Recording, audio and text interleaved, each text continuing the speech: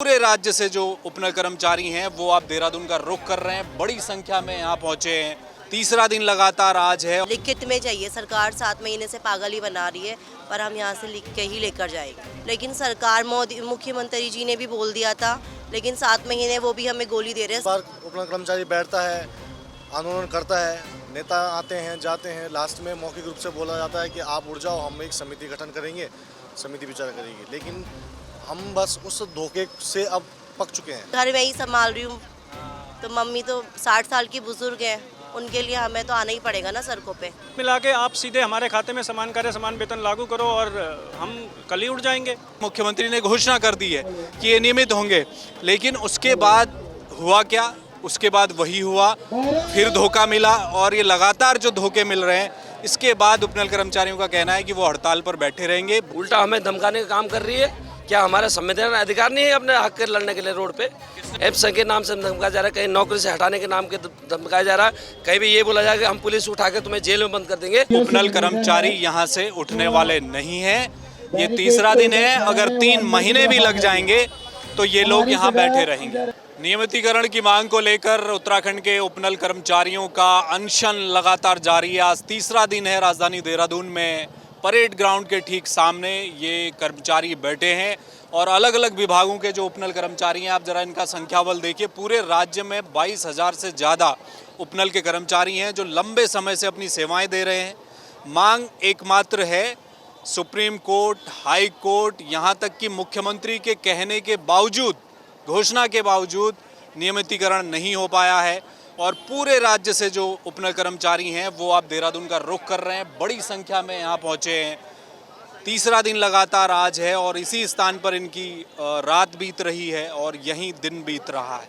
लोग बैठे हैं, कर्मचारी बैठे हैं इस उम्मीद में कि सरकार उनकी मांग को मानेगी और नियमितीकरण जो होना है उपनल कर्मचारियों का वो किया जाएगा, क्योंकि वर्षों से अलग अलग विभागों में ये लोग काम कर रहे हैं। इधर जो भूख हड़ताल है वो भी अब शुरू कर दी गई है उपनल कर्मचारियों द्वारा। हम लोग बातचीत करेंगे, क्या अब ये आगे स्ट्रेटजी बना रहे हैं, कब तक यहाँ बैठे रहेंगे और क्या आगे का प्लान है, जानेंगे। आपका क्या नाम है मैम? अर्शी परवीन। तो क्या आप भूख हड़ताल पर हैं? जी सर। क्या चाह रहे हैं आप लोग सरकार से? समान कार्य समान वेतन, नियमितीकरण समान वेतन, समान कार्य। सरकार दे चुकी है, लेकिन हमें नियमितीकरण चाहिए। नियमितीकरण चाहिए। लिखित में चाहिए, सरकार 7 महीने से पागल ही बना रही है, पर हम यहाँ से लिख के ही लेकर जाएंगे। आप कहाँ पर काम करती हैं मैम, कौन से विभाग? विकास भवन हरिद्वार से, हरिद्वार में। Election department. कब से हैं आप? मेरे को 10 साल हो गए सर। 10 साल हो। जी सर। ये भी समान कार्य समान वेतन भी कब से मिला है, क्या उसमें? मिला नहीं है, सरकार ने बोला है, लेकिन हमें नियमितीकरण ही चाहिए। मतलब वो तो खैर 2018 में भी हाई कोर्ट भी बोल चुका था ना। हाई कोर्ट, सुप्रीम कोर्ट से भी हमें आदेश मिल चुके हैं, लेकिन सरकार मोदी मुख्यमंत्री जी ने भी बोल दिया था, लेकिन 7 महीने वो भी हमें गोली दे रहे हैं। 7 महीने से क्या अभी सूची बनाई जा रही है, अभी नाम आ रहे हैं, लेकिन 7 महीने से हमें गुमराही किया हुआ है। कागज में कहीं नियमितीकरण नहीं दिखाया गया, न समान कार्य समान वेतन दिखाया गया, सिर्फ उनकी वाणी में जो है। आप परिवार हरिद्वार में आपका? जी। उन्हें पता है कि आप यहाँ भूख हड़ताल में बैठी? पापा नहीं है, मदर मेरे साथ रहती है। मेरी मम्मी बीपी की पेशेंट है, एक बड़ी सिस्टर है, उन सबको मैं ही देख रही हूँ। तो घर में मालूम है कि आप भूख हड़ताल हाँ पर जी, आ रही हैं? हाँ जी। क्या बोला घर वालों ने? घर वालों ने क्या बोलना है, जब घर में ही संभाल रही हूँ, तो मम्मी तो 60 साल की बुजुर्ग है, उनके लिए हमें तो आना ही पड़ेगा ना सड़कों पे। सही बात है। आपका क्या नाम है भैया? महेश नाम है मेरा। महेश भाई, क्या कब तक बैठेंगे भूख हड़ताल में? क्या कह रही है सरकार? कोई बातचीत हुई, कोई मैसेज आया? बातचीत हुई थी जब पहला दिवस हमारा धरना प्रदर्शन का शुरू हुआ था 10 तारीख को, तो माननीय मुख्यमंत्री जी के सचिव हैं बघोली जी, उन्होंने आमंत्रण किया था, हमने सम्मान किया उनका, हम गए। उन्होंने बोला है कि समान कार्य समान वेतन ले लो, उठ जाओ। हमने कहा देखो, मौखिक रूप से हमको बहुत बार छला गया है। हर बार उपनल कर्मचारी बैठता है, आंदोलन करता है, नेता आते हैं जाते हैं, लास्ट में मौखिक रूप से बोला जाता है कि आप उठ जाओ, हम एक समिति गठन करेंगे, समिति विचार करेगी। लेकिन हम बस उस धोखे से अब पक चुके हैं। तो हमने एक निर्णय लिया है, ये हमारी अंतिम लड़ाई है। ये हमारी ये जो धरना आप देख रहे हैं, उत्तराखंड में पहला कर्मचारी संगठन होगा जिसने परेड ग्राउंड में धरना दिया है। और सरकार को भी हमने चेतावनी दी है कि आप अपना कितना भी पल पावर लगा सकते हो लगा लीजिए, हमको उठाना है तो उठा लीजिए, हम पाले के नीचे बैठे हैं, हम अपनी मांग को मानेंगे। आप जब तक हमको लिखित में समान कार्य समान वेतन नियमितीकरण चरणबद्ध तरीके से कैसे करेंगे, 1 महीने में करेंगे, 2 महीने में करेंगे, कुछ तो अपना एक खाका तैयार कीजिए। आप शासन से बोल रहे हैं कि शासन जो सचिवालय में शासन में बैठे हुए हैं वो केवल सूची मांग रहे हैं आपके कार्यालयों में कितने कर्मचारी हैं। अरे आज तक आपके पास डाटा ही नहीं है।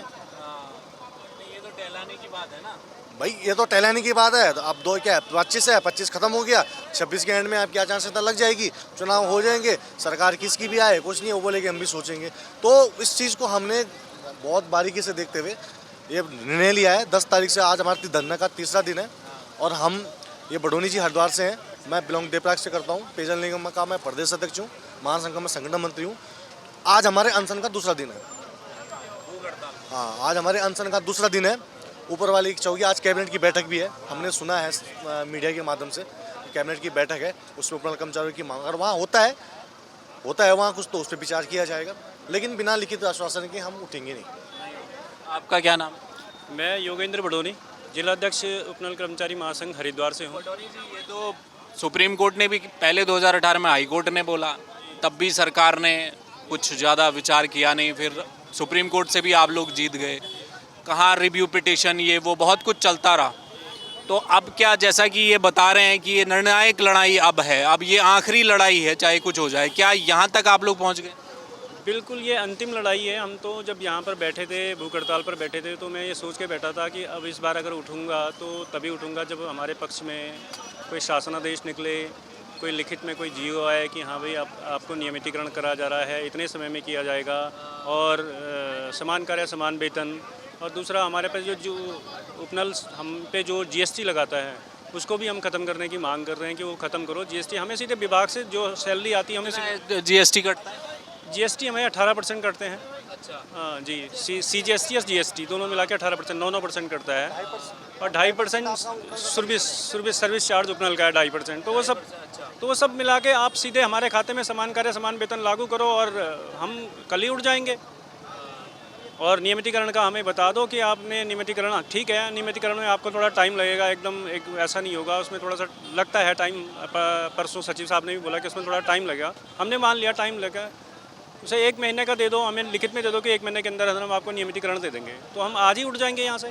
और समान कार्य समान वेतन हमें आज लागू कर दो, हम आज ही उठ जाएंगे यहाँ से। मतलब समान कार्य समान वेतन मिल जाएगा तो आप लोग उठ जाएंगे। मैम, आप नियमितीकरण आप कह रही थी कि मुझे नियमितीकरण चाहिए ना, समान कार्य समान वेतन के साथ नियमितीकरण चाहिए हमें सरकार से, और कुछ के 2 साथी कह रहे हैं कि हम इतने में तो मान लेंगे, फिर आगे की प्रक्रिया देखेंगे क्या। सर वो लिख कर तो दे, लिख कर दे, वो जो भी दे, हमें मौखिक रूप में हम कुछ नहीं सुनवाई करेंगे, हमारे साथियों के साथ है, लेकिन लिखित में। 3 साल बेमिसाल कार्यक्रम हुआ था, ये परेड ग्राउंड उसका साक्षी है, आप लोगों भी उसके साक्षी होंगे। माननीय मुख्यमंत्री जी ने भरी समय में बोल दिया कि उपनल कर्मचारियों के नियमितीकरण की करेंगे।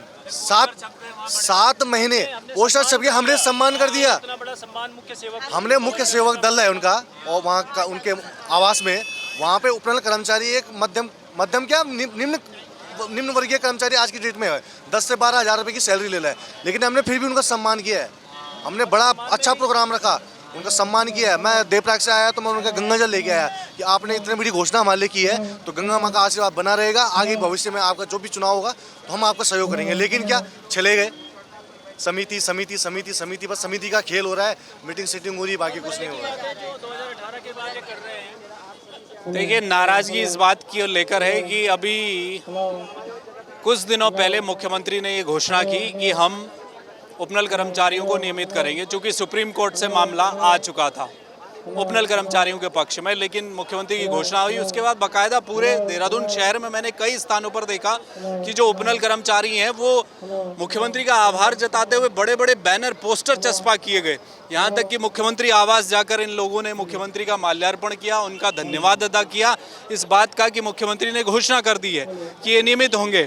लेकिन उसके बाद हुआ क्या? उसके बाद वही हुआ, फिर धोखा मिला, और ये लगातार जो धोखे मिल रहे हैं, इसके बाद उपनल कर्मचारियों का कहना है कि वो हड़ताल पर बैठे रहेंगे, भूख हड़ताल चलती रहेगी। सरकार अब जो भी निर्णय ले वो लिखित में दे। विनोद गोदियाल भी मेरे साथ हैं, उपनल कर्मचारी महासंघ के अध्यक्ष हैं। विनोद भाई, ये जो भूख हड़ताल पर बैठे हैं आपके साथी, उनका ये कहना है कि समान कार्य समान वेतन दो पहले तो, और नियमितीकरण जो है वो लिखित रूप में नियमितीकरण का आश्वासन चाहिए। अब ये मांग है क्या? देखिए, जो आप कह रहे हैं वो मांग हमारी शुरू से थी, और सरकार जो है हमारी मांगों पे कोई संज्ञान नहीं ले रही, उल्टा हमें धमकाने का काम कर रही है। क्या हमारा संवैधानिक अधिकार नहीं है अपने हक के लड़ने के लिए रोड पे? किसने धमकाया? अब मैं नाम भी उजागर कर लूँगा। कहीं एम संघ के नाम से धमकाया जा रहा है, कहीं नौकरी से हटाने के नाम के धमकाया जा रहा है, कहीं भी ये बोला जाएगा हम पुलिस उठा के तुम्हें जेल में बंद कर देंगे।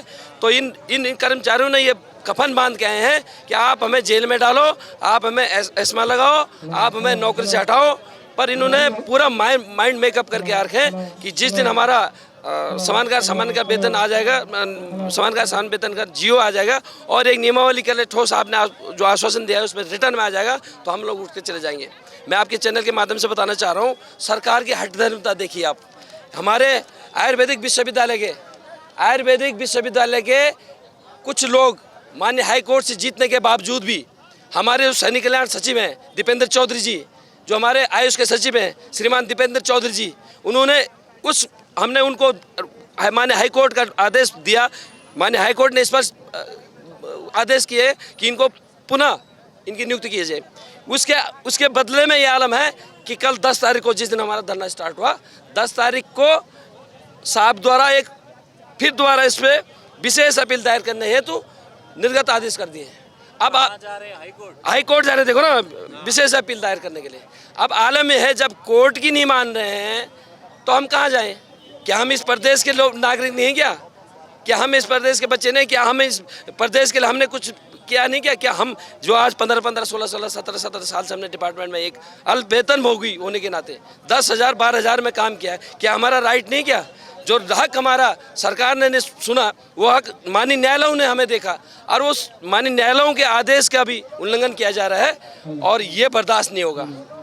और इसके लिए हमें जो कुछ भी, अब हमने इन कर्मचारियों ने मन बना लिया है कि हम, क्योंकि हर बार हम ठगे जाते हैं, छले जाते हैं, कभी कमेटी के नाम पे, कभी डाटा के नाम पे, कभी और कुछ के झूठा प्रलोभन के नाम से। इस बार हमने पूरा माइंड मेकअप किया है कि जब तक, चाहे वो 2 दिन लगे, चाहे वो 1 महीना लगे, चाहे 3 महीने लगे, ये कर्मचारी यहाँ पर डटे रहेंगे, और अगर जरूरत पड़ी तो हम अपने बच्चों के साथ यहाँ पर धरना देंगे। तो ये विनोद गोदियाल हैं, जो महासंघ के अध्यक्ष हैं। उन्होंने साफ कर दिया है कि बिना लिखित के अब उपनल कर्मचारी यहाँ से उठने वाले नहीं हैं। ये तीसरा दिन है, अगर 3 महीने भी लग जाएंगे तो ये लोग यहाँ बैठे रहेंगे। इधर 4 लोग भूख हड़ताल पर बैठे हैं, बाकी जितने हजारों कर्मचारी जो हैं वो देहरादून इस वक्त पहुंच चुके हैं। इनकी रात भी यहीं बीत रही है, 3 दिन से लगातार रात दिन ये लोग बैठे हैं। अब गेंद पूरी तरह से सरकार के पाले में है। सरकार के लिए मुसीबत भी है। 22,000 कर्मचारियों को कैसे नियुक्त किया जाएगा, नियमित कैसे किया जाएगा, उसकी क्या प्रक्रिया होगी, क्या कोई नई नियमावली, नई नीति बनेगी, वो कब बनेगी? लेकिन जो भी सरकार करेगी, अब इनका कहना है कि लिखित में चाहिए, उसके बाद ही लड़ाई खत्म होगी, वरना धरना जारी रहेगा। कैमरामैन मयूर उपाध्याय के साथ हेम भट्ट, जय भारत टीवी। आप देख रहे हैं जय भारत टीवी।